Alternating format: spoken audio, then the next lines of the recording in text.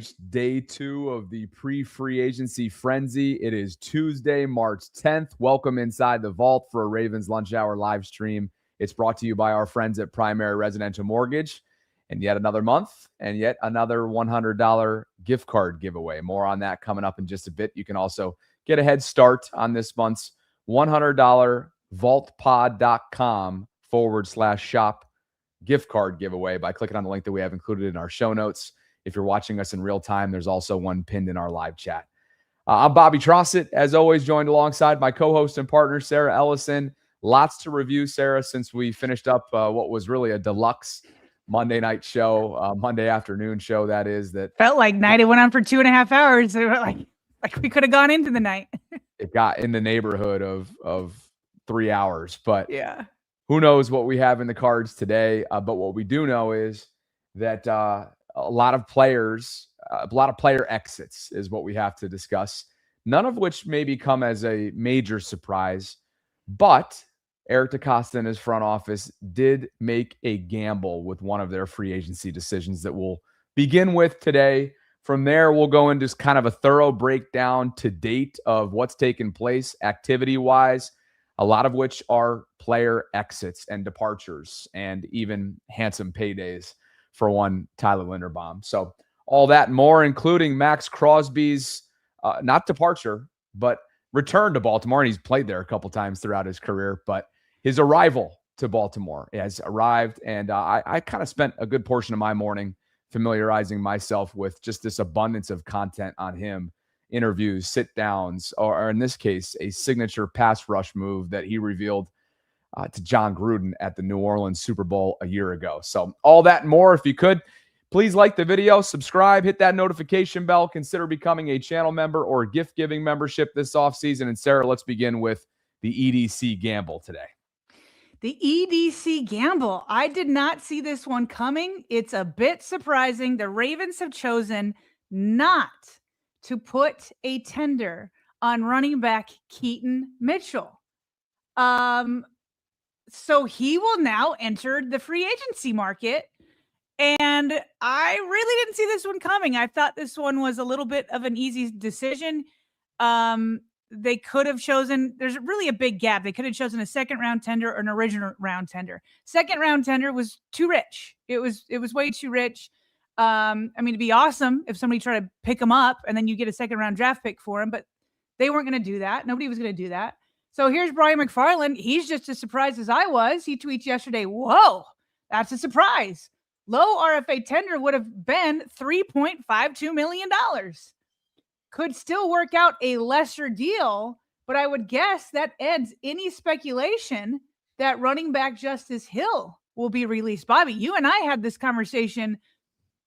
I don't know, time has just melted at this point. But we had this conversation a couple weeks back, a month or so back. I don't remember what it was. But we both anticipated that Keaton Mitchell would be back.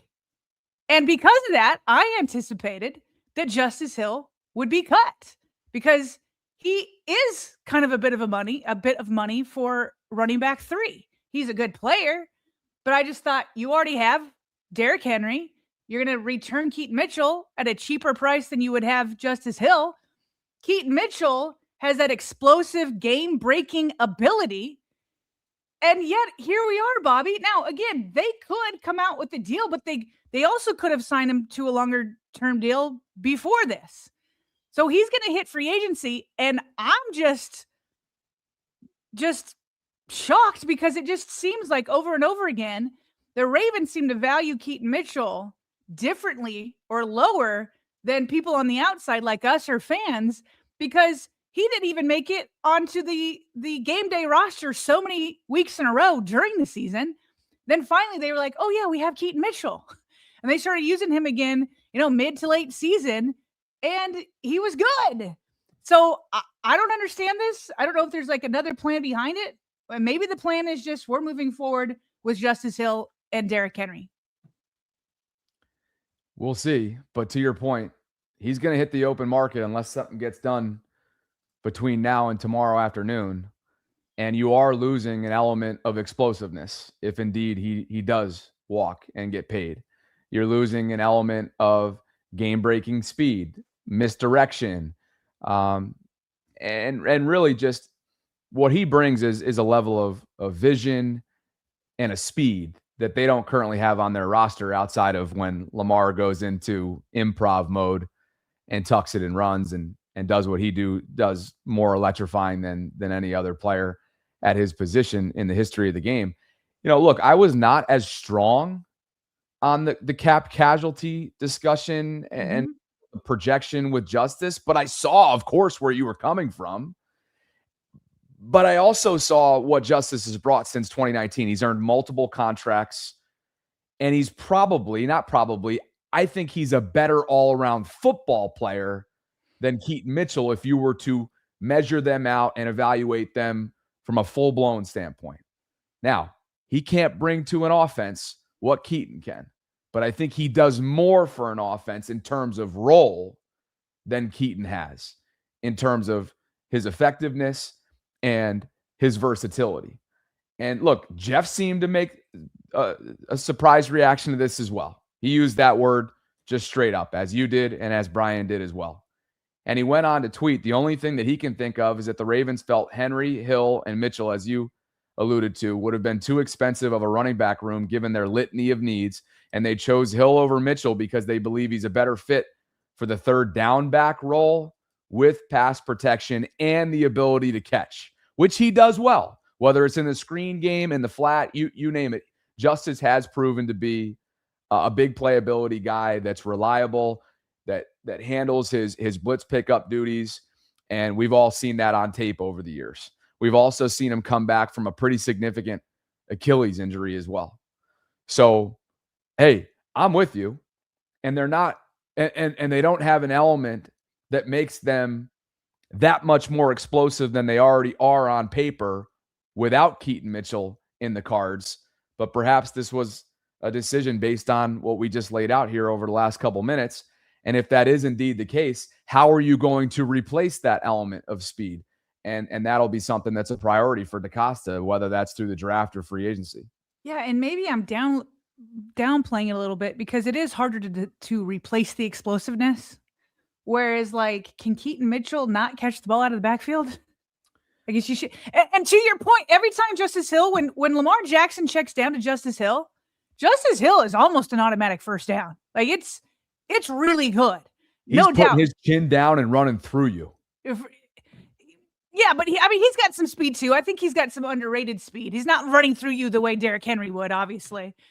So he's obviously a little bit in between, but it's just interesting to me because can Keaton Mitchell and Derrick Henry also not catch the ball out of the backfield? To me, that's something that you could replace. Or Derrick Henry, they constantly just can he not pick up blitzes on third down? And isn't that why they got in trouble for taking him off the field so much? And so just having him on the field on third down is another threat in a way that nobody else is. So to me, I agree with you. I think that when you look at all, Justice Hill is like a jack of all trades kind of running back where he can do a little bit of everything without a signature touch on anything. And it just seems to me that Derrick and Keaton could do those things that Justice Hill is doing, whereas Justice Hill can't replace the explosiveness. Just to be thorough on this, because when you go back to the full body of work too, when you mentioned that there isn't one specific signature role that Justice plays, you're probably right about that on offense. Where maybe we're downplaying the full role, he's probably a signature special teamer and has been for the Ravens over the years. And that matters, obviously. I know it calls for a little bit of something an eye that you roll. do feel like you could go get. I get it. I get it. It's worthy of a minor eye roll, which I just received. But I'm more breathed in. I didn't roll my eyes. I just was more of a breathe in. I'm trying to breathe over here. I get it. And that matters though in the building. Yeah. And there's a level of loyalty and commitment to Justice. Clearly, he's earned multiple contracts. He has been a very reliable, sometimes even game-changing special teams player for them.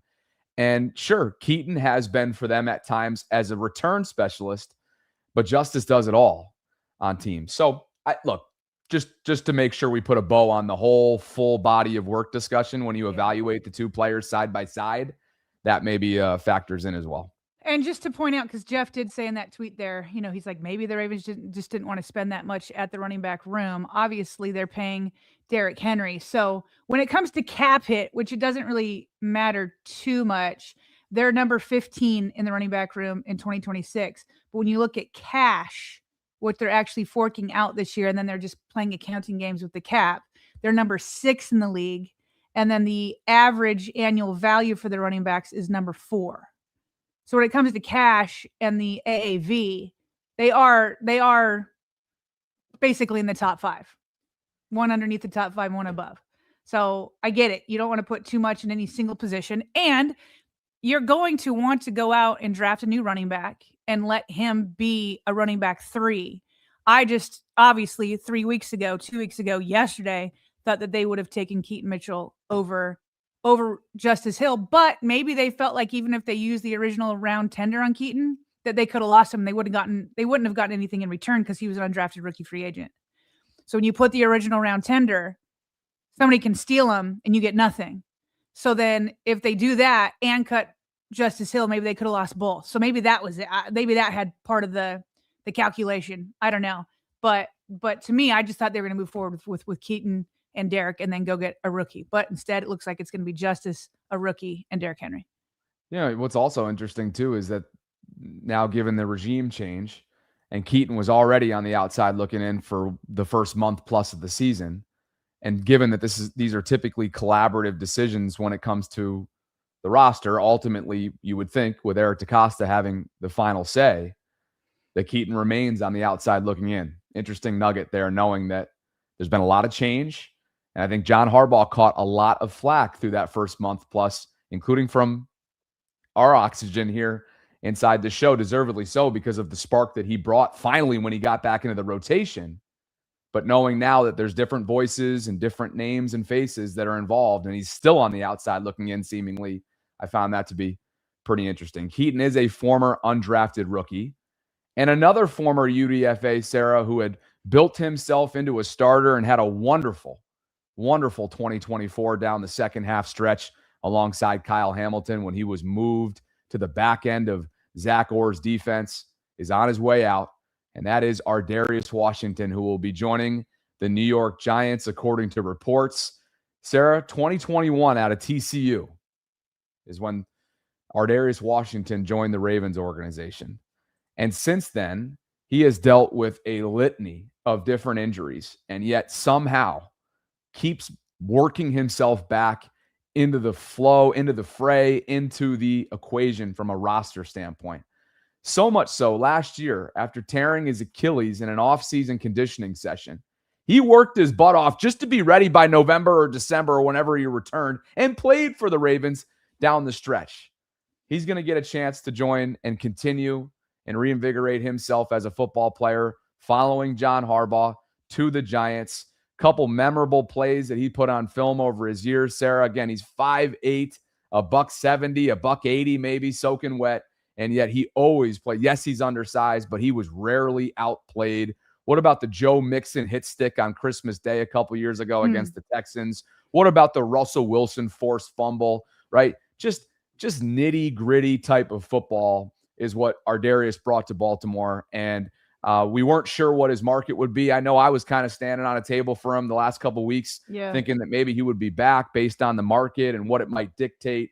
Alohi Gilman will not be back, and Ardarius Washington will not be back, Sarah. So the Ravens, in other words, are looking for their safety number 3. But how will you look back at Ardarius' time in Baltimore? Man, how do you not love this guy? Yeah, he's just so inspirational with his work ethic, just putting his head down and grinding. He's a true underdog story. Like you said, UDFA, so many injuries, people looking at him with his size, short of stature, not the biggest guy in the world, but he's got the biggest heart. Here's what's interesting. A 1-year deal, you'd imagine the Ravens could have matched it. So I don't know if they offered him anything, but even if they did, Ardarius Washington is going to be behind Derrick, Kyle Hamilton, and the no longer rookie, now a sophomore, Starks. And so, like, he's going to be behind them. He'd be safety 3. I don't know where he's going to be. with the Giants. Now, of course, as number 3, he still would get plenty of play time because they do want to have a lot of times 3 safeties out there. So I don't know if he was looking for a fresh start. I don't know if the Ravens offered him anything, but I'm with you. I am going to miss him. I would have liked to seen him return. But again, the Ravens have spent a lot of resources at the safety position, and they got two first rounders in there. And so to supplement it with somebody else, they should be able to find that person at a decent price. It just would have been nice if it was Ardarius Washington. This, like I just mentioned, wasn't much of a surprise at all. Not that Ardarius was some major surprise, but maybe the idea of having one of the two back would have been a feasible or a realistic thing to expect a couple days ago. Both are now gone, and Kansas City gets Alohi Gilman. Fowler had the numbers and figures: 3 years, $24.75 million, 15 of which is guaranteed. Sarah, this was a trade that, goes back to the deadline in November, and quite honestly, it worked out for both players. Odafe Owe goes to the Chargers. We'll have a slide on him in just a bit. He got paid. Yes, he did. Yeah. He got paid and paid handsomely. But remember, there wasn't a ton of production in his first 6 weeks or so leading up to that acquisition that the Chargers made. Jesse Minter then got a lot out of him. 7.5 sacks down the second half stretch, including, and that didn't include, I should say, so it was 10.5 overall, including 3 and 2 forced fumbles in that wild card playoff loss. Then on the flip side, Alohi brought a sense of calm, that veteran presence to the Ravens secondary that so desperately needed it. So really, both of these players went on to get paid. Alohi, obviously, a little bit older than Odafe, and Owe went and just got a lucrative $100 million deal. We'll talk about that in the coming moments, but Alohi, Sarah, is on his way to the Chiefs, stays in the AFC, and gets a nice deal as a veteran safety. Good deal for him. Very happy for him. I have no problem with the Ravens not, letting him walk. None whatsoever. I don't think either one of us anticipated that. We were more wondering if it would be Ardarius Washington that returns. And so good for him. He got a nice payday. He'll get plenty of playing time over in KC. He joins another Super Bowl contender. And so we wish him well. And that's that. Thank you for the half a season. That trade did exactly what the Ravens needed it to do, which was to open up Kyle Hamilton. So we'll have nothing but fond memories of him. Bobby, by the way, just some news from out of New York, because we have all been wondering this. Let me see if I can bring it in here quickly here.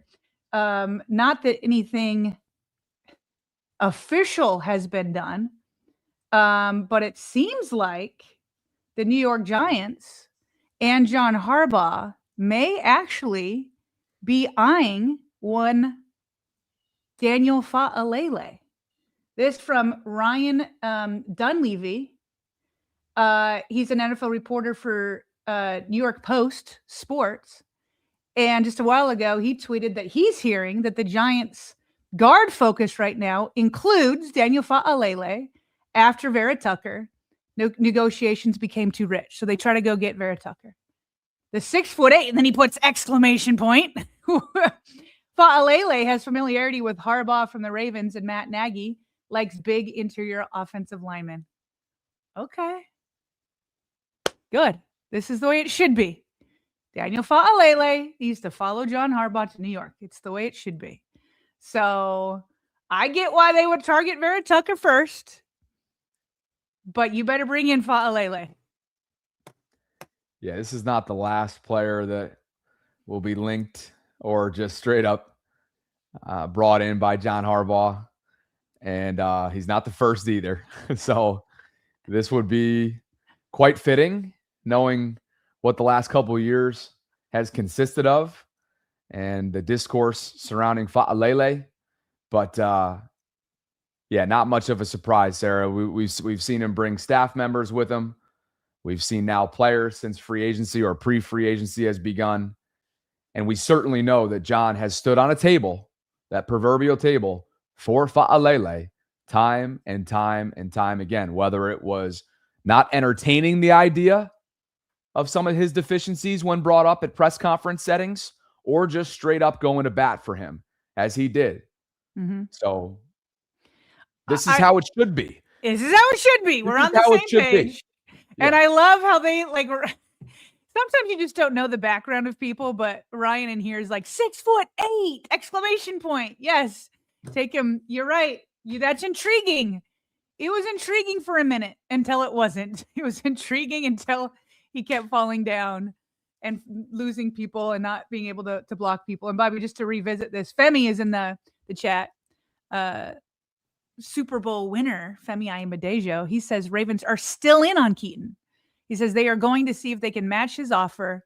There are at least 3 other teams interested in him. So what's good, Femi Inside?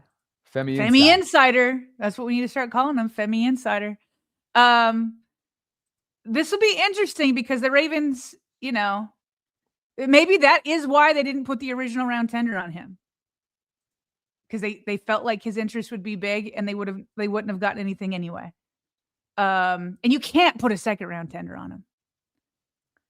What's interesting is, Jeff's uncovered buzz in the past and others as well in the reporting game that they had fielded or at least had conversations about potential trade inquiries in the past, as recently as like November. For Keaton. Yeah. So this is a gamble. And he went undrafted for a reason, but he also became a weapon for the Ravens for a reason. Mm-hmm. And as Femi says, that reason, speed kills. And he killed a lot of opponents in a small volume, small sample size in the opportunities that he had running behind the likes of Derrick Henry the last couple of years. Then obviously he dealt with his very serious ACL injury. And even pre-injury, he was running behind their other backs in their backfield. So he's never truly had that chance, may never in the NFL, just based on his size and frame and he's best served in a role that, is specialized. But this will be interesting. This will be very interesting to see how they play out. They've been known, Sarah, to know the market inside and out before. And this is a calculated gamble, perhaps, that they were willing to make. And we'll see if it pays off for them. Elsewhere, back to Jeff and reporting. He's asked around. He's been working the phones. And he uncovered what the Ravens reportedly were willing to give Tyler Linderbaum. And while we talked about this yesterday along the lines of the terms and the standoff when it came to the overall duration of the contract offer, we didn't have the specific figures that looks like Jeff has uncovered.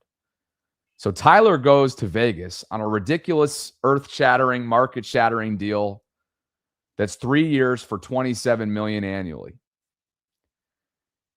The 3-year term was problematic, as Ian Rappaport noted, and Jeff notes here as well. Mm-hmm.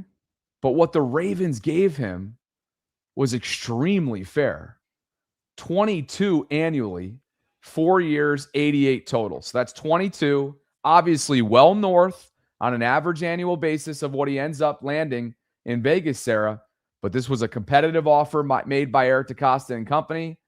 And by 50%, the Raiders ownership and front office decided we're going to reset this entire thing, make him an offer that he cannot refuse and his camp cannot refuse. We need Fernando Mendoza to be set up for as much success right out of the gate as a rookie quarterback. And this is the move that we're making. Yeah, I'm glad that Jeff was able to uncover this because we all wondered, okay, Eric DeCosta said at the Combine that they had offered him a market-setting deal. And we didn't know if that was like 18.7, 19 million, 19.5. Like there's so many things that could be market-setting. So for him to uncover that it was 22 million, which is what, when you were out on Friday, me and Femi were talking about. We were talking about percentages of caps.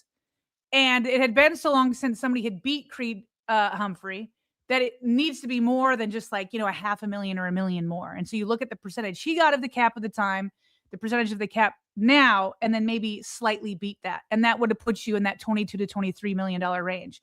So that is exactly what the Ravens did, according to Jeff here. And so 22 million is a great offer. The problem is the Raiders were in another stratosphere. 27 million. So again, I will repeat what I said yesterday. I have zero problem that Eric DeCosta didn't come out and say, you know what, I'm going to beat that, and I'm going to go $10 million over what Creed Humphrey got in order to beat the Raiders. Plus, he couldn't have done that anyway, because when the Raiders are promising 3 years, that means you can't hide the money anywhere. The Ravens need to be able to hide the money because they're trying to go into a Super Bowl window right now. So they needed to be able to backload that contract. And with a 3-year contract, you can't do that. So for him to go over to the Raiders and basically get guaranteed the whole contract, because he's not gonna be cut in the 3rd year. He's gonna get that full money, all 27 per year. Then on top of it, he's gonna be able to dip again in the free agency market in 3 years, and he'll still be in some of his prime years. Offensive lineman can go for a while. And not 30. And not 30. He'll be south of 30. He'll be 29. He'll be 29 to get a 3rd contract. So I have no problem with Tyler. I have no problem with Eric DeCosta. However, just because it's understandable doesn't mean that you're off the hook all the way. You still have to protect Lamar. And you always knew that this could happen. You knew that the agent was playing hardball. So I don't know what the backup plan is, because it's going to be really hard to beat what Tyler Linderbaum brought to the table when he has time to pressure allowed 2nd best in the league last year behind Creed Humphrey, 3.64. And so we'll look into that. I'll let you get this slide in just a second. I'll come back to it. And Bobby, this might be the next best option. The Packers just released their two-time Pro Bowl center, Eldon Jenkins. The only problem is he was a 2-time Pro Bowler as a guard. Just last year was the first year he played as a center. So it's a little bit misleading, but obviously he can do both. As Jordan Schultz points out here, he's expected to have a strong market. Now the reason why the Packers cut him is because they're going to save almost $20 million in additional cap space. That's a ton of money. He's now 30. He only had 1 year remaining on a 4-year deal. And when he got his deal, he was one of the highest paid guards in the NFL. Then he went on and had those 2 Pro Bowls as a left guard in 2020 and 2022. But they signed a new center just recently. And he's coming off of an ankle that he sustained, a fractured ankle on November 10th. So he is coming off an injury. He is 30. He is a 2-time Pro Bowler, but at guard. But he might be the next best option that's left on the market. And then maybe I don't know if you can get a good deal with him and still bring in a rookie. But the Ravens are not in a great spot when it comes to replacing Tyler Linderbaum. And if you look at it, here's where it's a really small list there. But right there for PFF,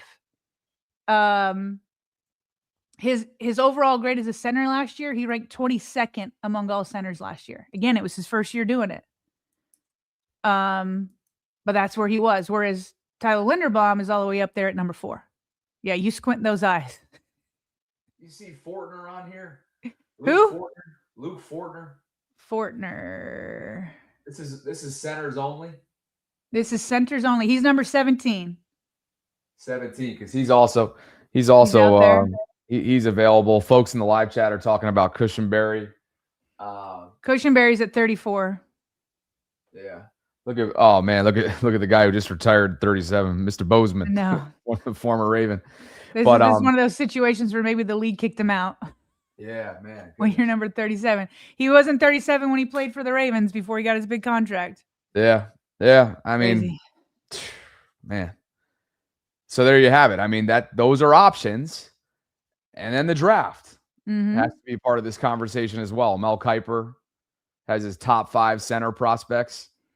We feel like we've gotten some super chats from some of you on these names over the years, over the days and weeks leading into free agency and draft season. But Connor Lew is Kiper's top prospect out of Auburn. Jake Slaughter out of Florida is 2. Sam Hecht out of Kansas State, 3. Logan Jones, Iowa. Saw a super chat just came in a minute ago on Logan. And Brian Parker, the 2nd from Duke, rounds out Mel Kiper's top 5. So as we get closer and, get ready to kind of turn a page to draft season in the aftermath of free agency, which will be, there'll be different phases of it. Day 2 is obviously here. And then tomorrow the new league year begins, and there'll be plenty. I mean, it took a while, if you might remember, couple summers ago when they brought in Eddie Jackson. I'm pretty sure that was like in June or May, somewhere around there. So we'll see how they choose to conduct business in the weeks ahead. But as far as the Linderbaum discussion goes, just to put a bow on that, Mina Kimes and Ben Solak had a conversation after that news piece came down yesterday that just really shattered the centered market and put the NFL on notice in terms of where that position group now is.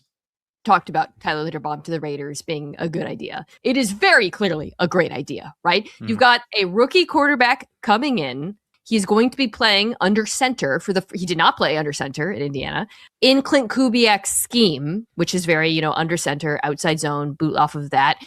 The center has a lot of responsibility. And I loved the idea of bringing in a veteran center for Fernando Mendoza. Okay, we got the rookie quarterback. What do we want to invest in? They very clearly decided we are going to invest in the center position. I love it. The price is a whole other conversation, but the player, the fit, the need, what he's going to do for Mendoza, I love every part of that. Yeah, it is huge for Mendoza because he had a very experienced center there at Indiana and Pat Coogan. Mendoza wants to be a player who operates at the line of scrimmage, is going to be able to set protections. One of his strengths is being cerebral, but that jump from college to the NFL is a very, very, very big jump. So that's going to help him out a big way in that regard. I also think you can't say enough in terms of the impact Linderbaum has. Like, I went back and watched this film. What is most impressive to me is how he gets out there on screens, his ability to block in space and something like the design screen game stuff. Clint Kubiak, obviously big screen game player. You want to have an offensive lineman who you feature in that. Linderbaum can be that player. From everything Mendoza does well to everything that Mendoza needs help with, makes a lot of sense. I think it allows him to clarify JPJ's role as well. If you're still trying to get something out of Jackson Powers-Johnson, being able to play him at the guard position, that center is secured. You put all of your JPJ resources and time into making him work at guard. It's great. Makes a ton of sense. I know there was a lot of Raiders perspective in there, but the reason why I brought it in, Sarah, was what Solak mentioned there towards the end. And you get it. He's durable. He brings a leadership component. He's a no-nonsense guy. He's a Pro Bowl caliber player. He's a high-level processor, right, with identifying protections and communicating up and down the line. His mobility in the run game and his discipline and his vision and his ability to open up gaps in space, like you just heard there from Ben, that's what they're going to miss, and that's what's hard to replace within the confines of this offense. Yeah, it makes complete sense from a Raiders point of view. And here's the funny part is, like, obviously the money is a ton, but the Raiders had so much. Yeah. The Raiders had so much. There's only so much you can spend in free agency because there's only so many like big ticket guys, you know what I mean, that you're gonna like that matches like a need that you have. So like for them, it was almost like money was no object because they had so much and they're about to draft their future and they want to protect it. And so for them, the money's like, yeah. Whereas the Ravens is like, oh, we need it. We needed the money because they have so many other big ticket items. So that's not a problem. Here's the other side of this for the Ravens. What was the offer, Bobby? It was $22 million a year for, was it 4 years? 4. So basically $88 million, right? Okay. The Ravens had $88 million earmarked for a player that they just lost. Where are you going to put that $88 million now over the next 4 years? That's where you have to look to now. You're not going to put it at the center position because there's nobody worthy of it. You obviously have more breathing room because you just signed Max Crosby and some of that money can go there, but you were to do Max Crosby and Tyler Linderbaum. So if the window is now, that was going to be $22 million.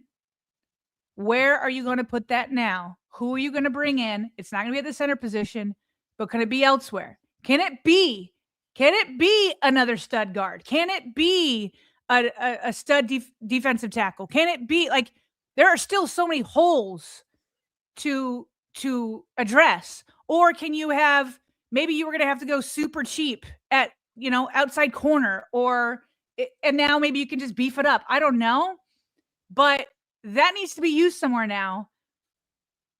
Nobody at the center position is worthy of it, but there's guys out there that will be worthy of using that money. So you got to pivot now and make things strong elsewhere. while you try to figure out who to bring in at center. Meanwhile, compensatory pick selections were announced yesterday by the league. The Ravens, unsurprisingly, maxed out 2 5th-rounders and 2 7th-rounders. Brian McFarland dialed them all up. Of course, take the 14th overall selection out of the equation for Crosby and a to-be-determined first-round pick, meaning number and specific draft slot to be determined for 2027 based on how they perform in 2026. But their first selection right now is on day 2 in the second round at 45. They'll have a 3rd, 4th, multiple 5ths, including 2 compensatory picks, a 6th, and 2 7ths in the form of compensatory picks. So 10 total as things stand right now, Sarah. That's always subject to change when it's DaCosta, but that's where things are today. And that's for this upcoming April, based off of free agents that the Ravens lost last year. So we've already talked about some of the Ravens that have been lost with Ardarius Washington and Alohi Gilman. And then obviously yesterday, we already know that the Ravens lost Isaiah Likely. He put up a tweet, that said, Flock, it will forever be love. We know that he got a 3-year deal worth $40 million. Of course, every single contract out there has incentives. But when you compare contract to contract, you're going to look at the base. It's a 3-year, $40 million deal. Everybody has incentives. And then Charlie Kolar, who I'm hoping we're able to get him on the show. I've been in contact with him, so we'll see if we can get him this week to say our goodbyes and our thank yous and all that. But he got a nice deal, 3-year, $24.3 million. And so here's where all 3 tight ends rank in terms of the new deals that they got. Okay, when you are comparing, they're just flat deals because everybody has incentives, some not likely to be earned, some likely to be earned. But the way it's standard out there is we just compare what their deal is, and then if they actually get incentives, then you add that in later. But as it stands, Isaiah Likely is number 6 in the league, making $13.33 million. Okay, this is Spot Rack has this, Over the Cap has this, everybody has it. He's number 6. Mark Andrews is right behind him at number 7. Isaiah Likely earning 13.3. Mark Andrews, 13.1 per year. They are right next to each other. We don't have the details of their guaranteed money yet. Isaiah Likely's hasn't come out yet. We do know Mark Andrews. The cap situation doesn't really matter to these guys. Like sometimes people will say, well, the cap is going to be more friendly for Mark versus Likely or vice versa. It doesn't matter. What they care about is the money they're getting. How the team puts it on the cap, they couldn't care less. Okay, all they care about is what money hits their pocket. So that doesn't really matter. So these are very similar contracts. Now, will Mark Andrews finish his out? Maybe not. The Ravens have structured it to where they could cut him. But if they had signed Isaiah Likely, they would have structured it to where he would have played the entire 3 years because he's younger. So, it seems to me, Isaiah, if he had been offered I can't imagine they would have offered less than what they gave Mark Andrews. I would think it would be equal to or better. So Isaiah, I'm assuming, got a lateral move when it comes to money he could have earned. At best, I think it's lateral. Now, Isaiah Likely also wanted to be the number 1 tight end. Because the Ravens went to him first to offer him money, I think he would have been the number 1 tight end in Baltimore because they weren't going to pay both. We've been saying that this entire time. And the moment that Mark Andrews was signed, we said goodbye to Isaiah Likely. If they had signed Isaiah Likely, we would have said goodbye to Mark Andrews, making Isaiah Likely the number 1 tight end. So he could have been tight end 1 in either place. So in my view, looking at the contracts and looking at the opportunities, it looks to me like Isaiah Likely made a lateral move. That's fine. That's fine. Like he wanted to see if he could get more. And I'm sure he's happy with his decision at the end of the day. I'm just looking at the contract and the playing time. It's a lateral move. Meanwhile, Charlie Kolar got his deal and he's making $8.1 million per year. Good for Charlie. He's been stuck behind Isaiah Likely and Mark Andrews for all these years since he was a rookie. Never complained once. Was the best teammate on the planet. The funniest guy. Who doesn't like Charlie Kolar? Now he's engaged. Did he get married yet? Is he married?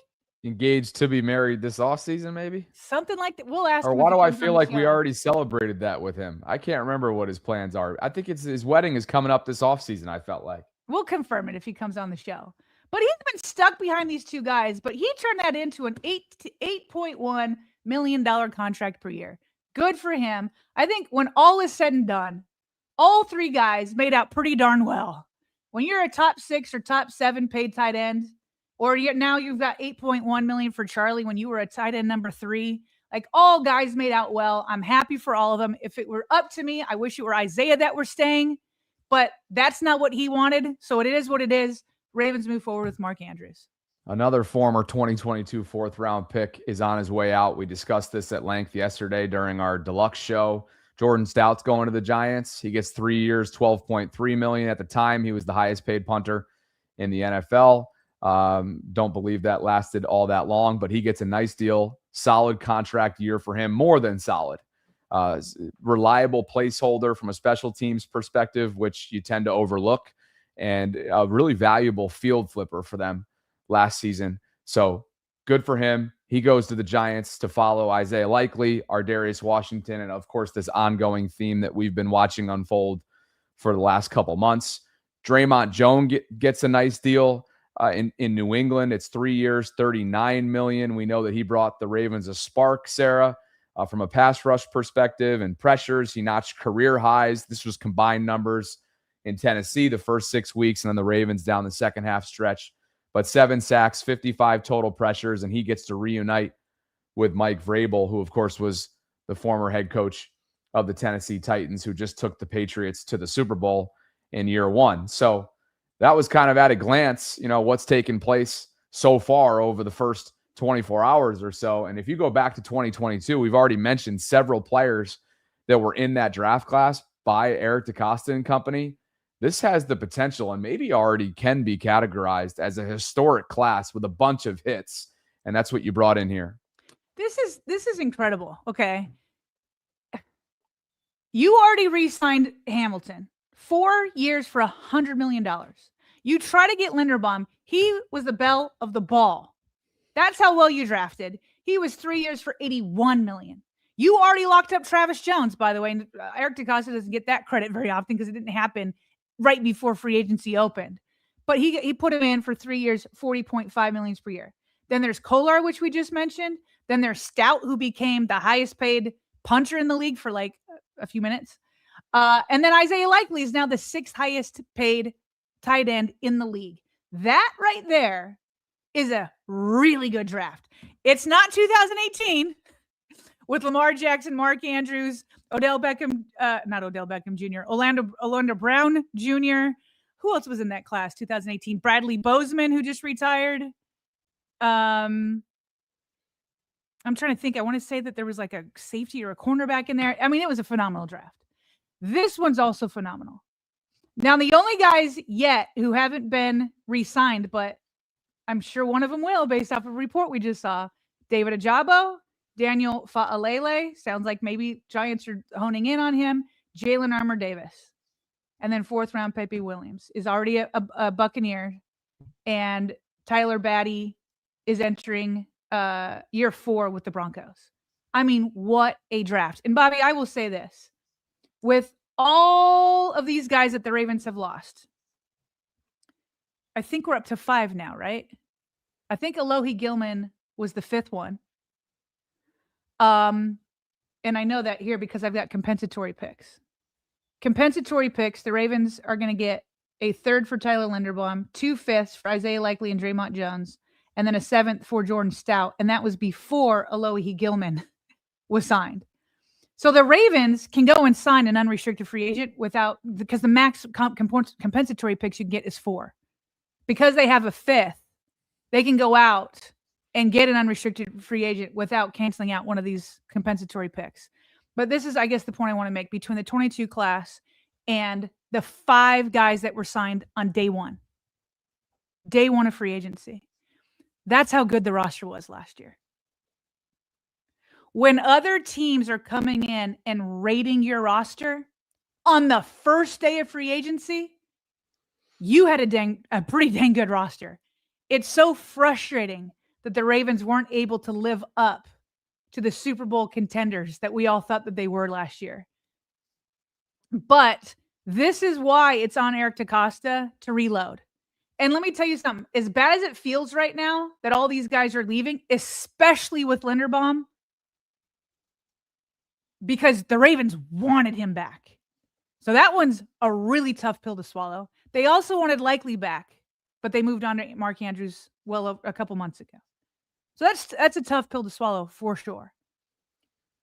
But this happens frequently where the NFL comes and raids the Ravens roster. And we always freak out in the first couple days because you just see a mass exodus.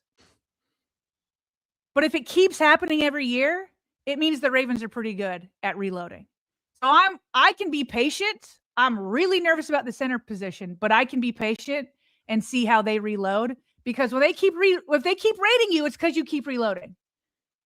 So let's see what Eric DeCosta can do. And I will also say this, Bobby, I've seen this happen so many times where the Ravens fan base freaks out on day 1 and day 2 because there's a mass exodus, but that usually doesn't happen with Max Crosby trade preceding it.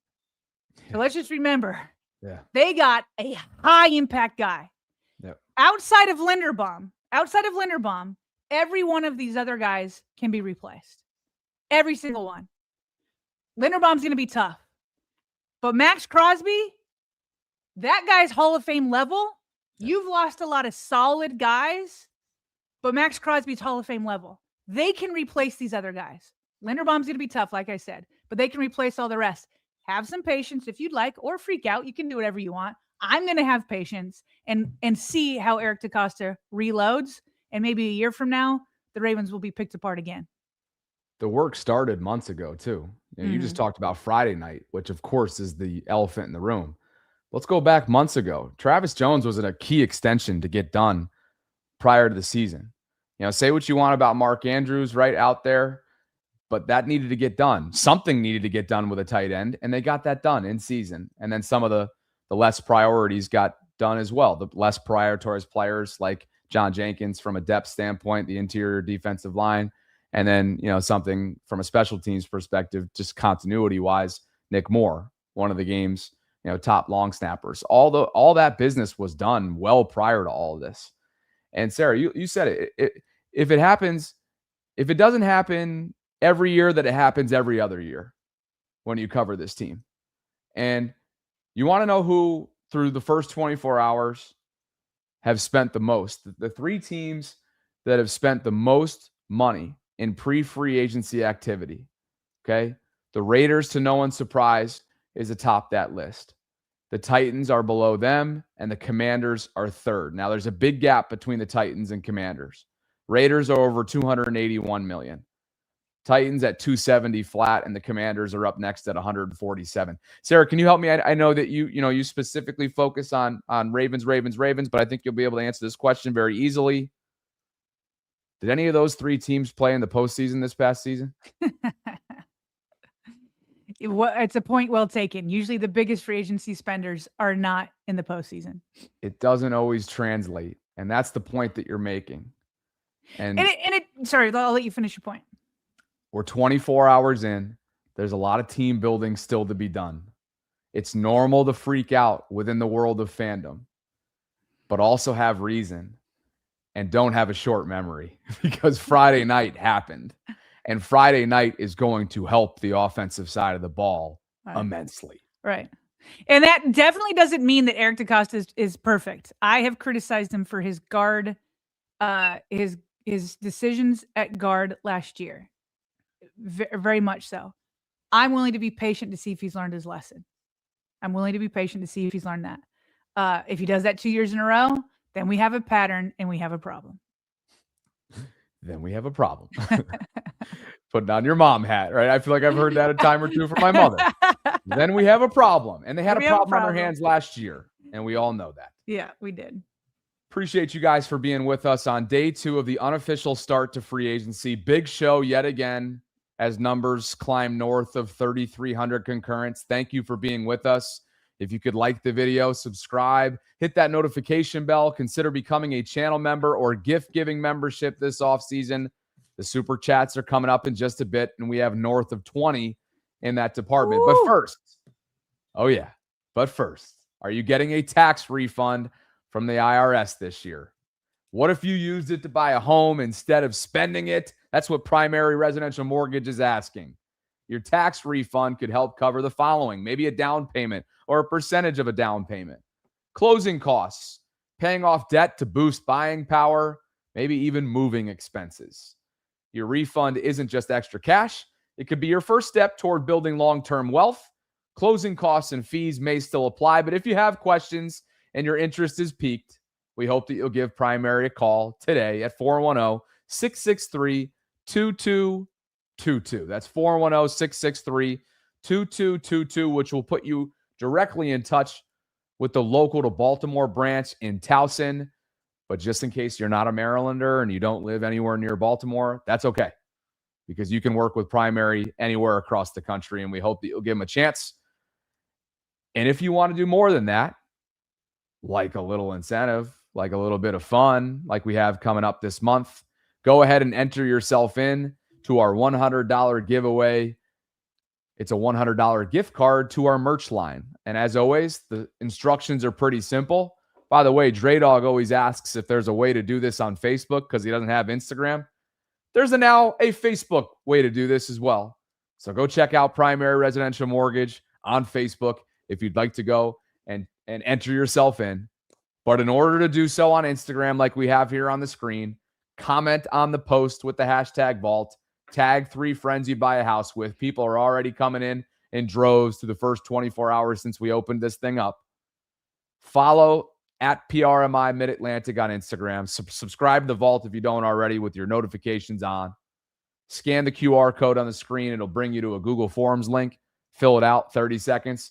We'll easily be able to reach you if you end up winning. We'll announce it later on this month. All that information can be found at the top of the show notes, whether you're watching us or you're in the audio-only space. If you're watching us in real time, that's included for you as a pinned comment in our live chat right now. Thanks to Primary Residential Mortgage for the continued support of our program, and thanks to all of you for being here with us today. And that brings us to Super Chat, Sarah. M. Daddy says, EDC made a big move, and we praised him on Friday night. Now I have a growing concern of his decisions or lack thereof. We are losing players left and right. I think we just addressed that. Yeah, we did. And that one came in at the top of the show, I think. An hour ago. So hopefully that handles that. King Black 89 is celebrating 9 months of channel membership with us. Appreciate you, King. What's up, Voltrons? Help me wish my oldest boy a happy 18th birthday. I think he's got some watery eyes today, as you would expect. 18. Love you all, Vault fam. Hashtag blessed. Hashtag Vault. Hashtag happy birthday, Sean. Happy birthday, Sean. Happy 18th. Sarah, you're going to be able to relate in a few years. Ooh, I don't want to, though. What you talked about tears, King Black, maybe you can, mentor me and coach me through it. An 18-year-old about to leave the coop can't do it. But happy birthday, Sean. Hope you have a good one. 18, Sean. Enjoy it, man. Wes Hall says, my only solace after yesterday is telling myself the new coaching staff is driving this and they have a plan for who fits their systems better. And trusting Jesse Minter and company is what Wes is calling for today. And that brings us to Queon. So we're not going to talk about the Harbaugh sabotage, she asks. Feels like he pushed for Mark to be signed because he... So funny. Dreams is funny. He'd be signed because he knew this would be his last year and advised likely to wait, and Keaton is being lowballed. Dreams, you do know that they offered likely a contract twice. Your narrative does not fit the facts, my friend. And you Thanks, are my Dream. friend. Appreciate you, man. The theories are out there and they're running rampant, Sarah. Tony Love says, and by the way, those theories are probably going to thicken every single time a player is signed to New York in the coming days ahead. Yeah. What's the narrative going to be if he does sign Faalele, though? If he doesn't, I will not push. I mean, I don't think he actually sabotaged the Ravens, but if he doesn't, then it is funny to use that sabotage narrative. But if he signs Faalele, it kills it. It kills it. How about this? When he does. Oh, okay. It'll fit the puzzle piece and there won't be a ton to criticize. The Giants fan base potentially will have something to criticize coming up in 26. but we'll struggle to find that angle. Tony Love says, actually, some won't struggle. They'll find a way. But you and I, who try to do things objectively here, we'll see. I may be a little biased for the Ravens, but yes. Thanks for your honesty. Can you be biased and objective at the same time? You'll find a way. That's one thing you'll find a way to do. You'll find a way to do that, won't you? I mean, I want the Ravens to succeed, but could you still be objective, even though you want that? Let us know. When we need to have a poll. Formula, let us know, please. Tony Love says, if this is any consolation, Mad Tasmanian Devil Max, his highest career pressure rate is against the AFC North. He's talking about the closer, or as some refer to him as, Sarah, the Condor. That's what Brian Baldinger refers to him as. And we are going to Max Crosby in just a few short minutes from now. And look who's here celebrating 7 months of channel membership with us. It's our guy, Eric Hill, for you. He says, in case no one tells you today that they love you, just know that I do. Excited for a brand new season. I hope everyone is well. On the road today, transporting vehicles. I hope everyone is safe and enjoying the trade. Hashtag stop the 22. Max. Miss you, Eric. Yep. Thanks for checking in from the road. We hope you're doing well, EH. Zach Attack Maryland says Keaton's a dog. They also have Ali, but he's no Keaton Mitchell. And, of course, Rasheen Ali is who Zach is referring to. Sarah, he was a 5th-round pick out of Marshall a couple of years ago. Primarily been used as a special teamer, but we've also seen him in a very small capacity as a back as well. J.A. Valet. Is it Valet or Valet? J.A.'s here with us. Like the loss of Stout and Kohler, atrocious decision. Oh, he's saying like those atrocious decisions, Keaton is our second best running back, hands down. I don't know what is happening, but some of these decisions are question mark. Dream says if Harbs doesn't bring in 77, he's unforgiven. Sabotage. Queon is doubling down on his previous take from earlier. And look who is with us on a Tuesday. It's Douglas H. Brown Sr., our guy, the OG himself, who drops in a 50 spot today. The meatloaf. And off-season meatloaf for you, DHB Senior. It's good to see you, man. What's going on? Wait, did I cut out when I did that, or did it stay in? No, it was pretty good by you. Yeah, well done. Right. Thanks for handling that. Douglas, I hope you're doing well, man. Great to hear from you. Appreciate the support. Isaiah Pacheco is going to Detroit, so he is no longer a Kansas City Chief. He's going to the NFC. Former Chiefs running back Isaiah Pacheco going to the Detroit Lions. Kind of a downhill, violent runner. That's what's happening there. Joshua Brown, 5217, says, with Gilman and Washington gone, I have a big feeling that Tony Jefferson will be back. He balled out in Minter's scheme last year in Los Angeles, had a resurgent season. Sarah, he is a veteran. He is just a couple years removed from quite literally being in retirement, so to speak, and serving as a scouting assistant in Eric DaCosta's department. Then he gets a chance to revive his career, and revive has he ever. So who knows if there'll be some synergy there, but Joshua would be open to that, or at least he's feeling like that is potential. Maybe on a vet minimum? Maybe. Deal? That's not bad. Hey, Bobby, guess what I just chat GPT'd? What? If I could be biased and objective at the same time. Chat GPT says yes. You can be biased in preference and still objective in observation. A simple way to separate it. Bias equals, I want this person to succeed. Objectively, did they actually succeed based on the evidence? Those are not the same thing. So you could want to coach, a friend, a judge, a team to succeed. The key question is whether the preference is controlling the interpretation of facts. So theoretically, you can be emotionally partial, but intellectually honest. That's pretty cool. I kind of followed that whole. Yeah. I followed that whole thing. That makes sense to me. Thank you. The unfamous D. Rice says Faalele should sign with the Giants for 2 cans of soup and a homie bun. Steve is with us today. He says, let's make Femi the permanent vault insider. All right. He does come on here. Let us know some things. Always generous with his time. Yep. Raven Lunatic says Harbaugh must have watched the show yesterday and listened to Sarah. Hashtag take Faalele. Dreams is advocating for Logan Jones. Sarah, we had a slide earlier on about, just kind of like, hey, how do you replace Tyler Linderbaum moving forward? And Logan Jones is the 4th rated center prospect on Mel Kiper's rankings. So he is an Iowa kid. That's exactly where they went to go get Tyler Linderbaum in 2022. And he is somebody that is garnering some attention as a Mel Kiper top 5 prospect. Real Estate MD has become our newest channel member this offseason. Welcome, brother. Welcome to official channel membership. How about that headshot? Looking clean. Yeah. He's got the edge up. It's like he's ready to got sell the some luscious houses. hair. Take a look at that luscious hair. How about it? Well done. Well done. Ibuprofen for you. He says EDC swung big for Crosby. Now extend Lamar. Get veteran depth pieces. Build through the draft. This class is deep with tight end. That's the other thing about tight end. Ravens can draft tight end. And offensive and defensive line also grab a running back. Yeah, it is. And they've had success at that position, as we know, when it comes to tight end. Dream says, I missed the Crosby trade because I was on a flight to San Francisco. Now I'm headed back on a flight to Virginia. Maybe the Lamar extension will come through. Safe travels, man. Enjoy it. I know a thing or two about being distracted and being on the road during a blockbuster move. I unfortunately had a firsthand experience to that. You and Dream. On Friday evening in the boondocks of Vermont. And Wes is with us. Use Lindy's money, maybe plus a little, for Rick Woolen and Dubs. Yeah, Reek Woolen. Reek was a Seattle Seahawk, Super Bowl champion.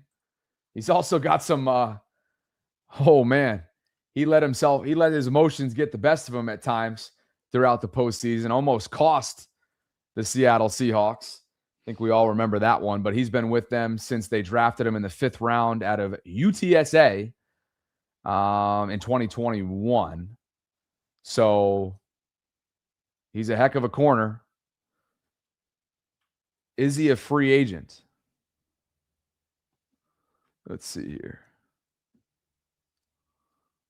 2022 would make this 23, 4, 5. Yeah, he's set to hit free agency, isn't he? And Dobbs. Anyway, he's calling for Reek Woolen and Dobbs. Thanks, Wes. Jerry DeMonico says, are there any centers who may potentially be cut or could be available via trade? Any available free agent? Any positions your gut says the Ravens will get? We've talked at length, Sarah, about the centers. Mike Evans is off the board, having gone to San Francisco yesterday in a deal that almost certainly, Sarah, would have been too rich for the Ravens at that position and at his age. But, you talked about Elton Jenkins. Yeah. And he had a pretty serious injury, which included ligament damage last year, which is probably part of the reason why he was a cap casualty by Green Bay.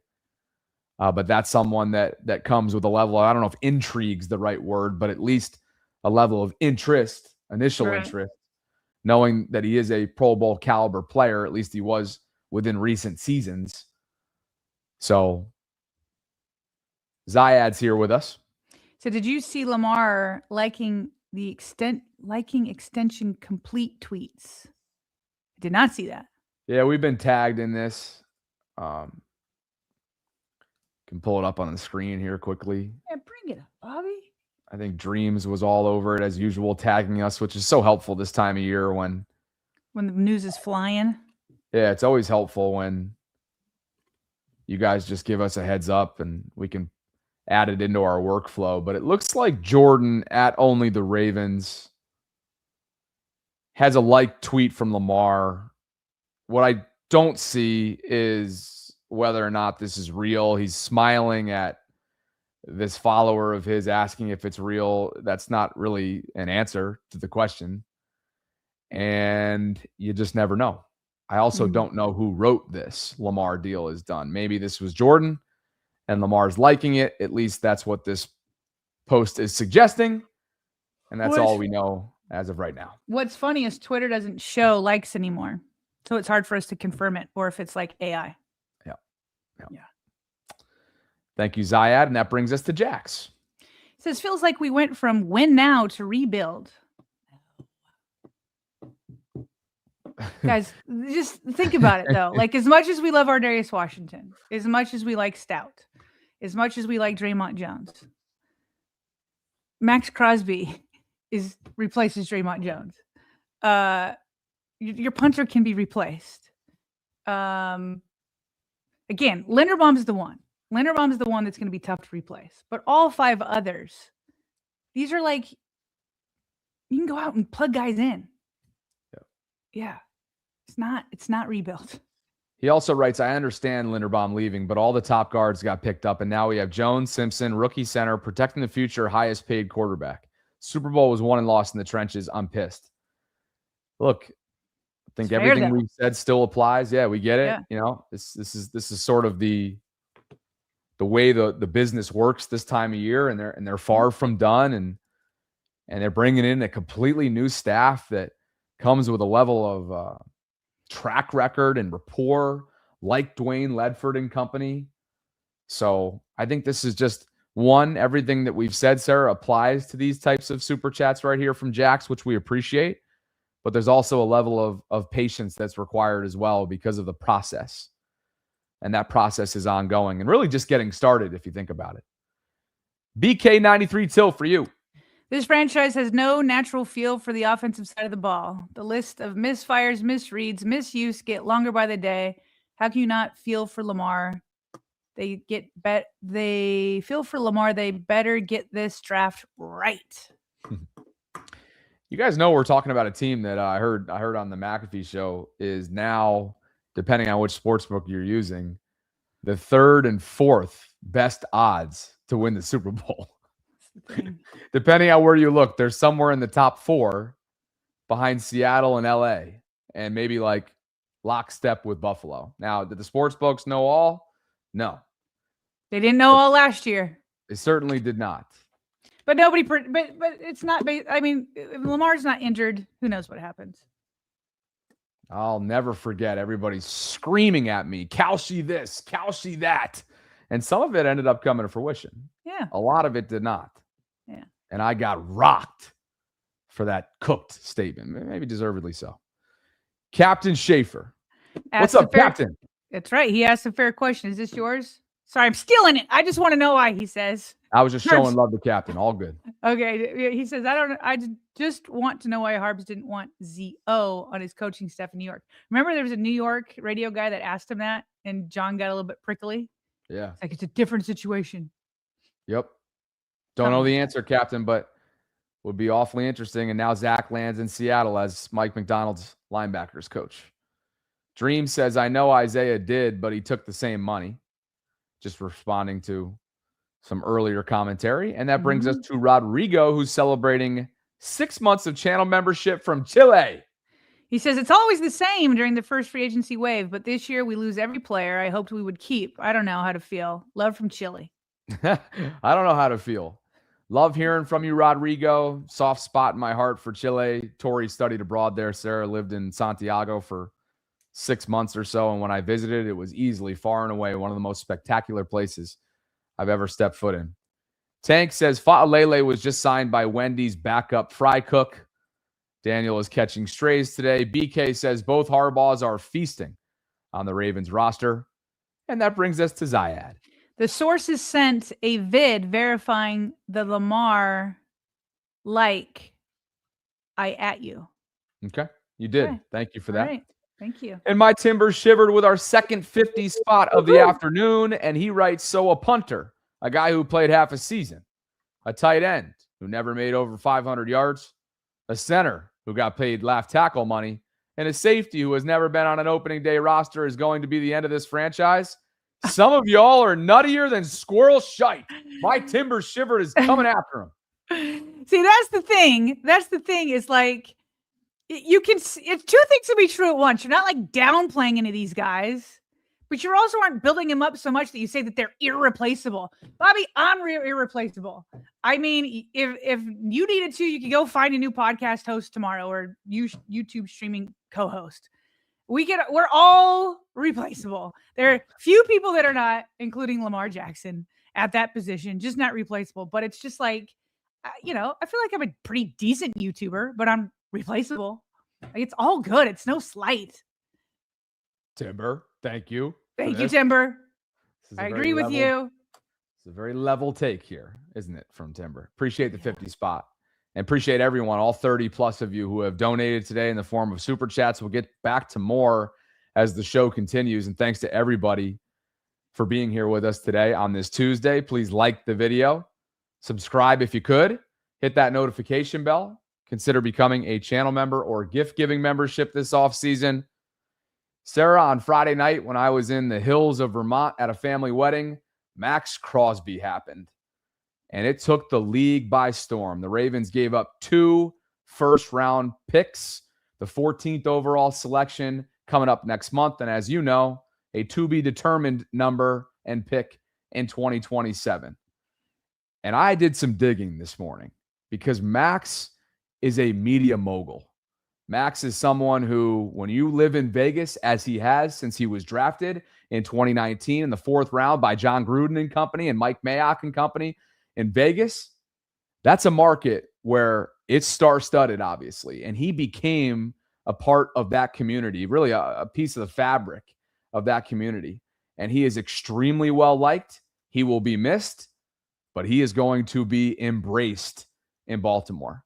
And as part of my digging today, I went back to Super Bowl Radio Row in New Orleans when he sat down with his former head coach, John Gruden, and got into the nitty-gritty of what makes him tick, and specifically, what is his go-to move as a pass rusher. Listen to this. He and John Gruden, courtesy of Gruden's podcast. Signature rush now. I mean, you can only have one signature rush. Yeah. And once you get that signature rush, you come up with the complementary rush. Yep. But what is the Crosby signature rush? If I'm a tackle, I got to deal with first. It started, I'll say there's multiple names to it. My coach, Chuck Bulla, he was my D-line coach at Eastern Michigan. You probably know the Bulla brothers. They go, that history there, there's some different cats. You know what I mean? So he called it the voodoo rod. So the voodoo rod is a fake rod to a swipe. Now people call it the stab swipe, double sweep. There's a million names for the same move. For me, it's the double sweep. Like I call it the double sweep, voodoo rod, whatever you want to call it. That's my move. The voodoo I'll say rod. the voodoo rod. You give them the fake stab to power. You set up the power. Give me this. Here we Just stand up real quick and give me my the. O-lineman? Yeah. I'm going to hold these microphones in case. Yeah, I'll get out your way. Oh, So, here, you hold these microphones. I got these microphones. you can put them down or whatever. Yeah, that's fine.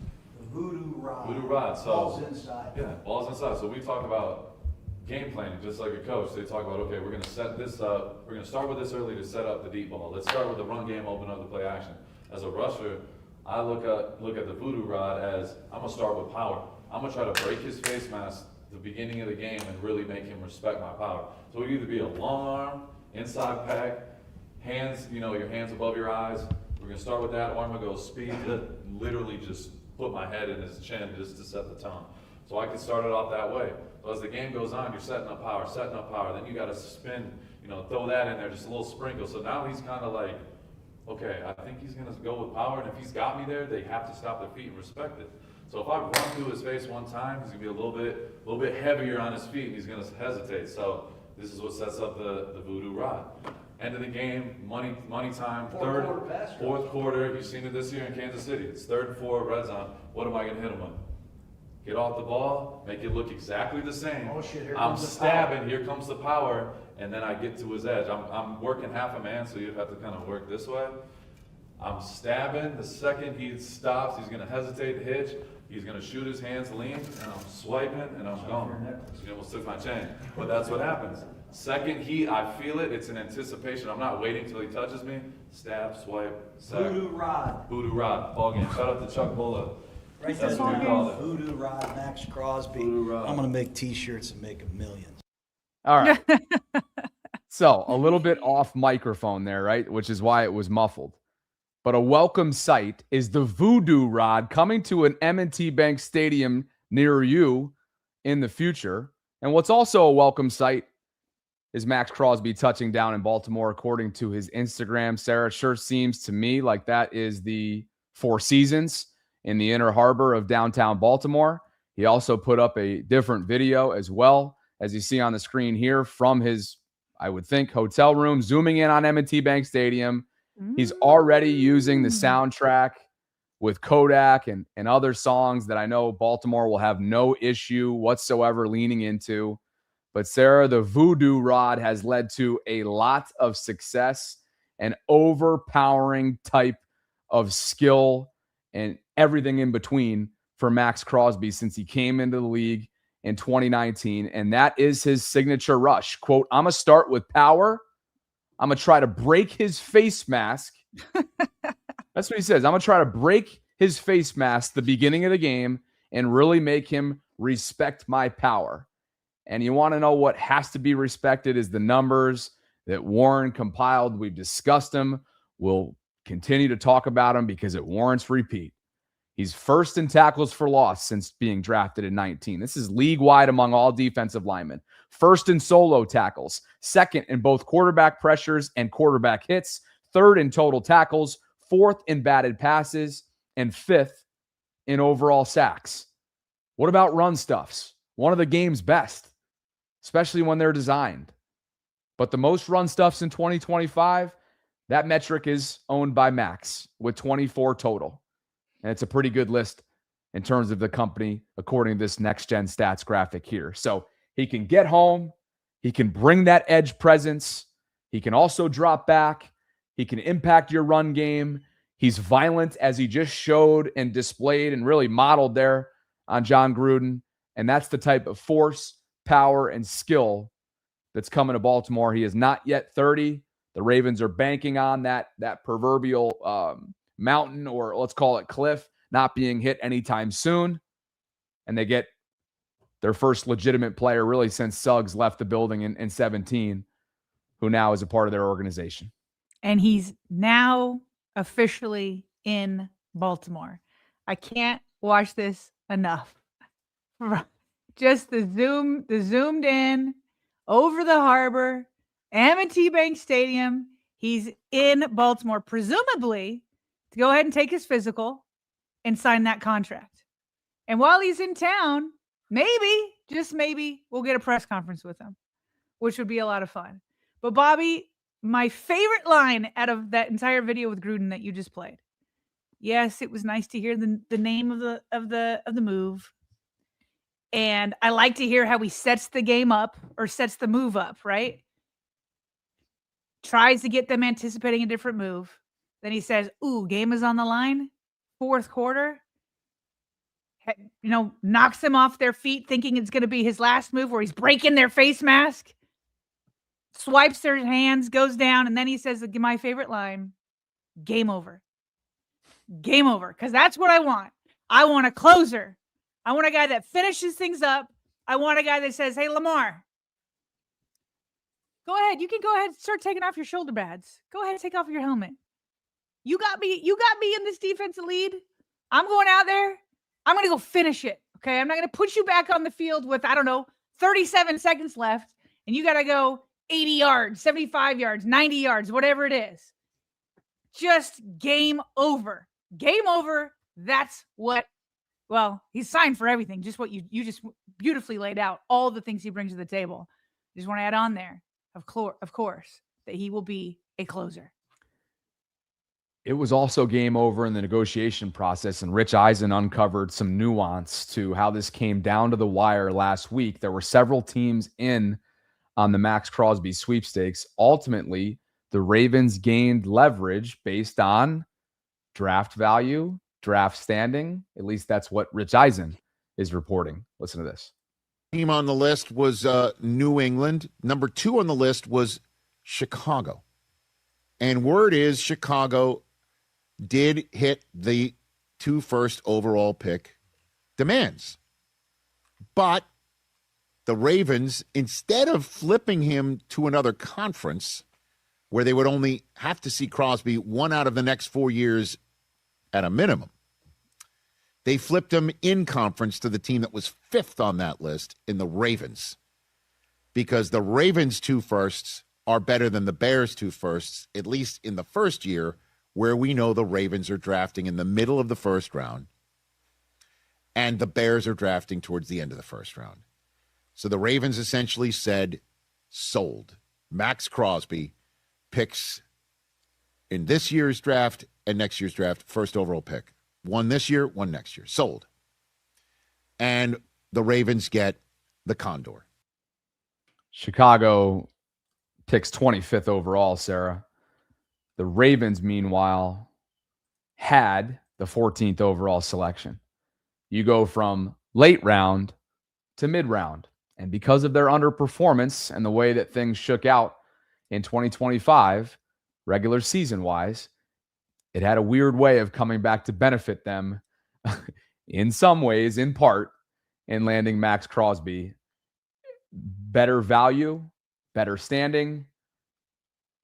The leverage game goes to them when it came to perhaps comparing and contrasting the two offers with Chicago and Baltimore. It helps. It helps to be higher up in the draft. So finally, the Ravens win a bidding war. It just seems like how many times have people made jokes that it's like how many players across the league were almost Ravens? Well, this time Max Crosby was almost a Bear, but he is a Raven.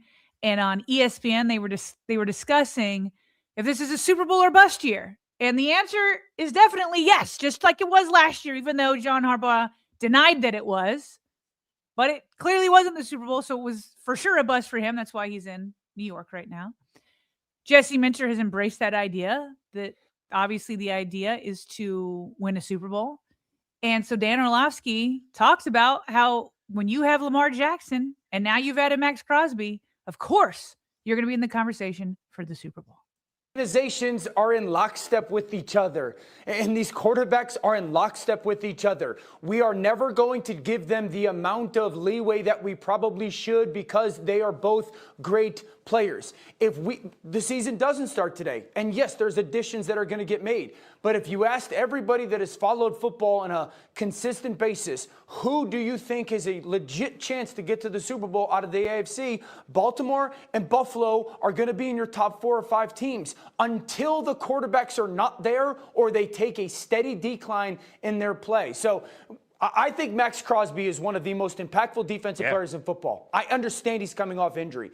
Unless you've watched the Raiders, you don't understand how good this dude is. Sure. He's a destructive force. Everything that we said about Micah Parsons last year going to Green Bay, we should be saying about Max Crosby going to Baltimore. He's a destructive force. It's one of the most impactful additions you can make in the NFL. So let's not minimize who he is or what he can do for this football team.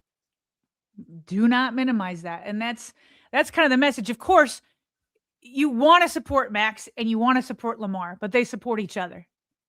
That's what this trade does. These two support each other. So as much as we want to freak out about like the Jordan Stouts of the world or the Draymond Joneses of the world or the Keaton Mitchells of the world, and I do want him back. Again, I think it's legit to be a little bit worried about the center position.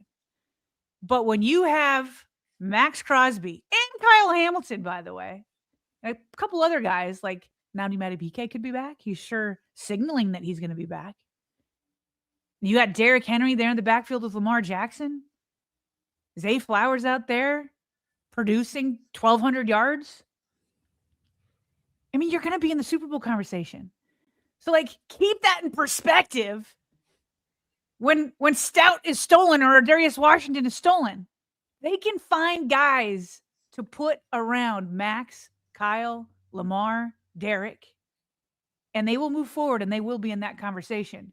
Will they finally get over the hump is the question with Jesse Minter as the leader and Max Crosby added. Need not say anymore. A couple more super chats came in the last couple minutes. Sick Nasty Nate says, Sarah, you cut that talk out. This is a Sarah and Bobby show. Stop the replaceable talk. I will not have it. It's all in theory. This is all theoretical. Bobby, right? Don't you feel like we're both replaceable? Like, do you ever feel like you're irreplaceable? Of course,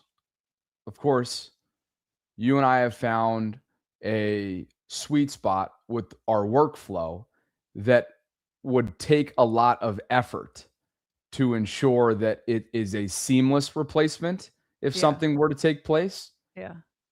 But of course, we're both by definition, we're both replaceable.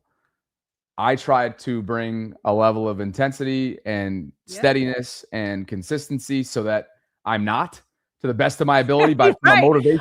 We will fight it off, right? Yeah, from a motivational standpoint, but I think it would be pretty pompous and unaware to say that we aren't. And just to be clear, neither one of us are going anywhere. We have no plans. Yeah. We have no plans on that. I think we're both pretty happy with the situation we find ourselves in. Love the sentiment, Nate. Love the sentiment. Yeah. Thank you, Nate. And one thing that we've always known too is that it's really hard without one another. It's way harder. Really hard to do this. I think we both hate it when the other one is out. It's difficult. Yeah. It's difficult. And if there's ever a need for newfound appreciation for one another, you get it when one is out. Yep. Captain Schaefer's become our latest VAULTRON channel member. Captain, appreciate you. Thanks for being part of the community. And my Timber Shivered says, I noticed how talk read my chat slower these days. I don't know what that means. Oh, excuse me. I noticed how y'all read my chat slower these days. Oh, well, sometimes it's hard to follow. But then once we get it, we're usually chuckling. Well, look, if it's Sarah, she wants to figure out if she wants to speak your words. Yeah, that's true. That is true. If it's me, I don't know why it'd be slower for me. Maybe I'm just slowing down. I like to read ahead to see if I want to say out loud my Timber Shivers words. Too funny. Mr. Baby Ray for you. He says, we have this generation trio on defense. Ray, Ed, Suggs. Now it's Romax, Kyle. This is what we needed. The energy on defense is going to be high. King Poppy says, what big players left do we need? I think we've covered that pretty extensively throughout the show. BB and CF Productions says, EDC, please sign Brian Thomas Jr. He's apparently on the market for a trade, according to Jacksonville. Seen some simulations out there, some proposals on him versus Bateman. And wow, Captain Schaefer just dropped a nugget that we're going to get to in a second. But Brian Thomas Jr., that's the second day in a row that he's been – I saw at least one tweet yesterday that proposed a player for player with Bateman. He's a former first-round pick, Thomas is, in 24 out of LSU by Jacksonville. He was a Pro Bowler in 24. And to be quite honest with you, I haven't kept up with his career that closely. I know it's been disappointing, or at least 25 was disappointing and a step back for him based on what he did his rookie year. So there might be more value there depending on what he did, or knowing what he did just 2 years ago in the form of a Pro Bowl type season. Not sure that player for player trade would make a lot of sense for Jacksonville, knowing that Bateman comes with some risk given his injuries over the last several years. You take 2024 out of that and even a portion of 23 where he was fairly healthy. But I have seen that floating around the Twitter sphere in the last 24 hours or so. And Sarah, that brings us to a $100 burger in the form of a double meatloaf from Captain Schaefer. Yes. Thank you, Captain. He became a channel member today. He's been dropping super chats and then follows it up with 100. He says, next free agent signing, Diggs or your best guess, enjoying your coverage. We appreciate you and enjoy your super chats. I know what I want it to be. I want it to be a veteran center before they keep getting gobbled up. And then I would like to back that up with a rookie draft pick. And so is it Jenkins, which we talked about it? We talked about Cushberry out there. Nothing is super exciting, but it's only going to get worse from here unless they have a trade. I just can't imagine Eric DeCosta making another trade after he already traded away 2 first-round draft picks. Like, I just can't imagine he's going to do more trades unless it's like a player for player. Captain, I'll say this. One thing that's definitely on my mind is how valuable Cheeto Awuzie was for them last year. And if you're to ask me, outside of the center position, which is where Sarah's mind just went, deservedly so, I think a veteran corner has to be high atop their list. Cheeto logged a lot of key snaps for them last year. And he understands the AFC North, having been a Bengal earlier on in his career. They won't have the luxury, Sarah, anymore of Tennessee paying $7.5 million to him to suit up for another team in the conference. But he's someone that I would be intrigued at looking at to see if a reunion would make sense for both parties. He was valuable for them quietly last year. Well, and then also to a super. Did I just cough with my? I didn't mute myself. I'm sorry that I coughed in the middle of that. My bad. You know what's funny? I was so locked in on thinking about veteran corner and their need, I didn't even hear it. Sorry, I usually mute myself. I don't know what I was doing. And obviously, I would love Cheeto. They obviously have the money now without Linderbaum. And the super chatter talked about Tyreek Woolen a while back, which, coming from Seattle, it's an option also. Had a little bit of a down year, but it's another option. Yeah. Thanks, Captain. Appreciate you. And then as far as Diggs, you and I covered it pretty extensively last week, Yeah. Sarah. But the big holdup for me, talking aside from the productivity that he still has and gave to New England last year, the big elephant in the room there is, will he potentially be punished based on how things are how they unfold for him in the New England court system, knowing that those allegations exist with his personal chef, which took place, I think, last winter.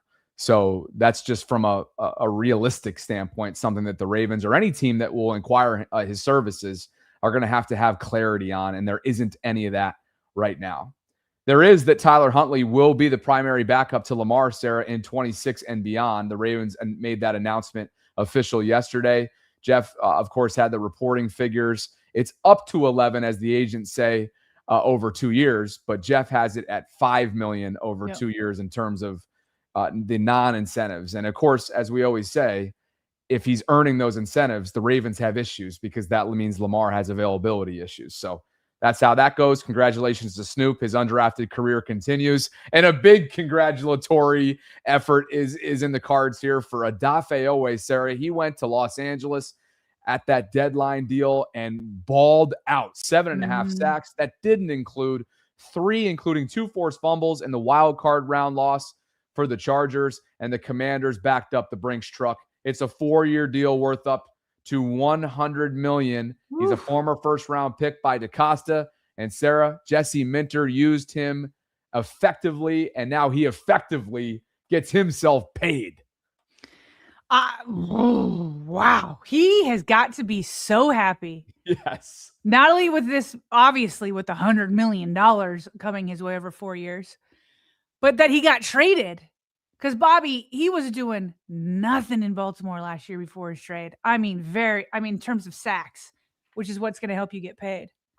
And so what a saving grace for him that he got to go out to not San Diego. It used to be San Diego, LA, and just put on tape. And I don't know if it's going to be one of those deals where, like, remember Paul Kruger back in the day? You don't remember because you were probably in high school back then. But enough to know. Yeah, but he balled out his 4th and final year and got like this huge deal from the Browns and was really never heard of again. So I'm very curious if the Ravens were holding him back, or if he just like caught people by surprise. He had lots of good people playing around him, because he's never been the primary generator of sacks. Like when he did do it in Baltimore, he had Nnamdi Madubuike, gobbling up double teams, and people were more focused on him. Same thing happened to him when he was out with the Chargers. So I am happy for him, but I'm also very intrigued to see if he can keep that up with the Commanders. He's got a defensive-minded head coach in Dan Quinn, and they took a step back last year, mostly because of their quarterback being injured in Jaden Daniels. But big-time opportunity for Odafe, and another former first-round pick, Sarah, getting paid, that was drafted by Eric DaCosta.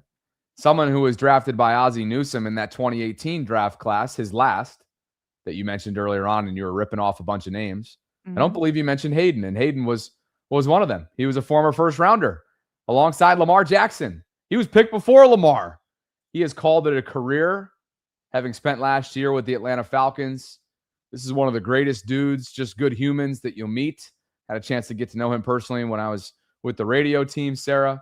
And while his career did not pan out to probably what he had hoped for as a first-round pick, he's a good dude. He's brought a lot to mental health awareness. He's had his fair share of struggles with depression and anxiety. I'm sure he's going to have a level of influence in his post-playing days in those departments, advocacy-wise. best wishes to him in retirement. The Falcons made it official yesterday. So both him and Bradley Bozeman from that draft class retired. Yep.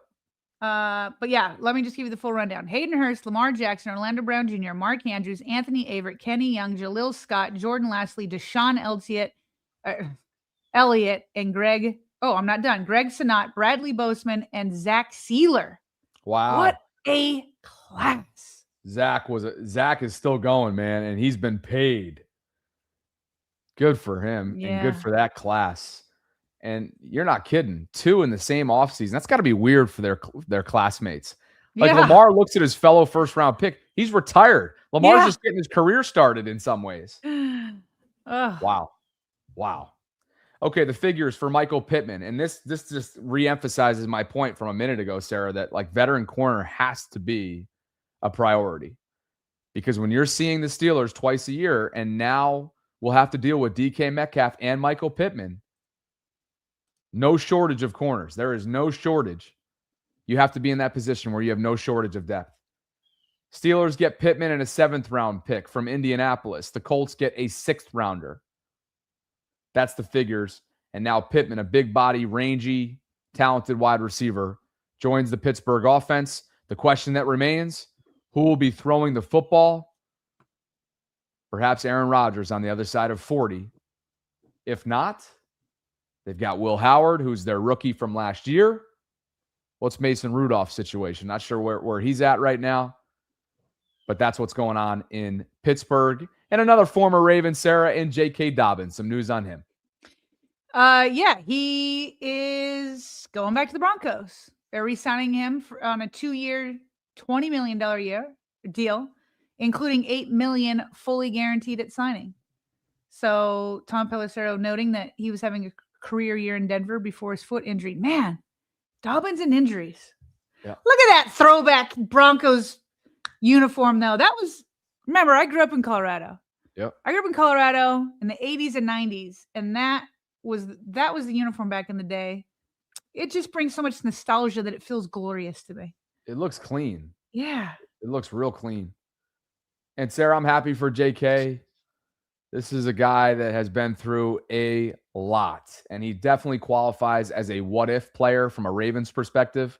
What if the Commanders' turf at the time at FedEx Field hadn't happened and gobbled up his knee and ACL? What if? What a stellar rookie season he had in Baltimore. Had a lot of success that year. I believe that was 2020, if memory serves. But nice to see him continue to extend his career. Heck of a player, really talented. And the Broncos will be better for it should he stay healthy. Double F is back with us for Super Chats. And he says, imagine 77 goes to New York and has an all-pro year. Just wouldn't surprise me anymore. Nothing surprises you anymore, huh? Not even that? That would surprise me. Wow. That would shock me. Wow. Okay. JB, for you. That would also make me eat a lot of humble pie because I've been daring John Harbaugh to sign him. Look, that would be pretty stunning based on what he's put on tape the last couple of years. Stunning. Yeah. All best wishes to him, but that would be pretty surprising. JB says the Bears just overhauled their entire offensive line. Why do we feel it's something the Ravens can't do? Too much negativity and doubt, SMH. Well, I mean, you'd have to make more moves than just getting Simpson in order to overhaul.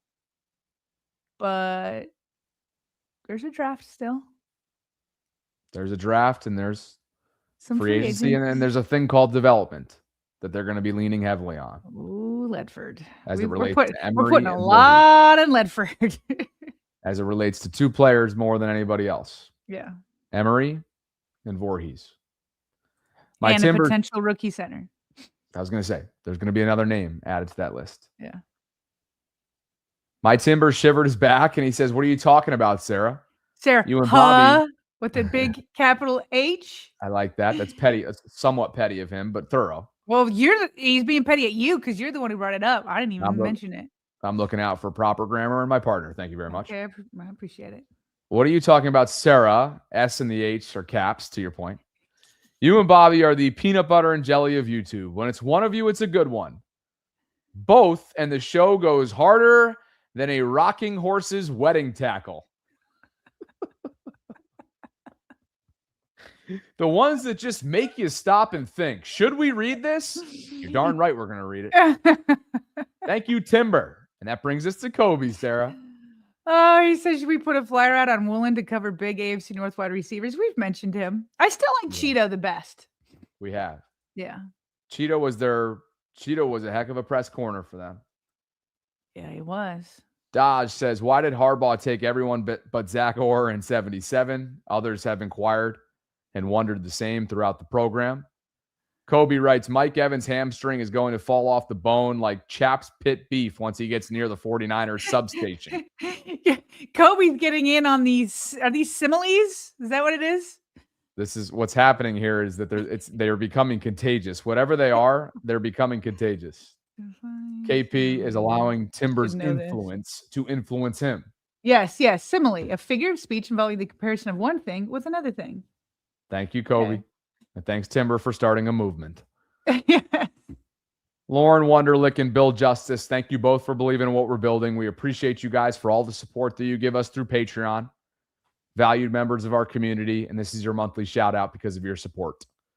If you guys are interested in doing the same this football season, I should say this off season, you can visit patreon.com/Ravens Vault Podcast. That's where you can find all of what we're offering, and there is a ton of information in the show notes, including a direct link to enter yourself into this month's giveaway, our $100 gift card that can be used directly at our merch store to get yourself some merch. Partner, appreciate you. Almost 2 hours on yet again a very unique day, day 2 of the unofficial start to Ravens free agency. Perhaps there will be a press conference later this week for one Max Crosby. We'll wait and see. I appreciate all of you guys. We appreciate all of you for spending part of your Tuesdays with us. There will be repurposed content dropping at 4 o'clock Eastern. I will be live later on this afternoon, and the collective is back on at 8 o'clock Eastern.